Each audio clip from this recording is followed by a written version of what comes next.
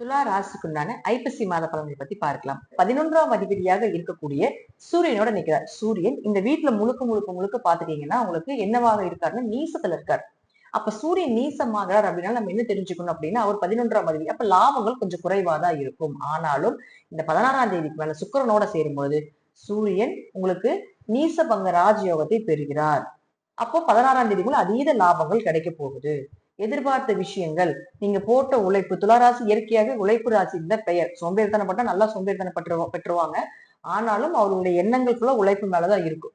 அப்போ உழைப்புக்குண்டான ஒரு ராசியில துளாராசி உண்டு. அப்போ நீங்க போட்ட உழைப்புக்கு, நீங்க போட்ட முதலீடுக்கு எல்லாமே ஒரு நல்ல வருமானம் வரக்கூடிய ஒரு அமைப்பு 16ஆம் தேதிக்கு மேலதான் அப்படிங்கறத எடுத்துக்கணும்.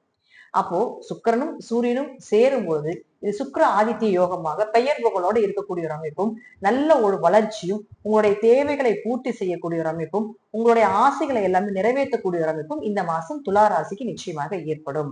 அடுத்தது பாருங்க, 2 மற்றும் 7ஆம் அதிபதியாக இருக்கக்கூடிய செவ்வாய் 10ஆம் தேதி வரைக்கும் ராசிக்குள்ளதான் இருக்காரு. அப்ப 2 கூடிய ராசிக்குள்ள இருந்தாலும் பண வரவு பொருளாதாரம் சிறப்பா இருக்கும். அதற்கப்புறம் இதை விட இன்னொரு யோகம் என்னன்னு பாத்தீங்கன்னா 2 கூட 2ஆம் வீட்டுக்கே 10ஆம் தேதிக்கு மேல வரப்போம். தன்னுடைய சொந்த வீட்டுக்கு ஆட்சி பலம் பெற்று வந்து குருவினுடைய பார்வையில் நிக்க போகுது. அப்ப என்ன ஆகும்? குரு பார்வை சகல தோஷத்தையும் நிவர்த்தி பண்ணும் அப்படிங்கிற அமைப்பு உண்டு.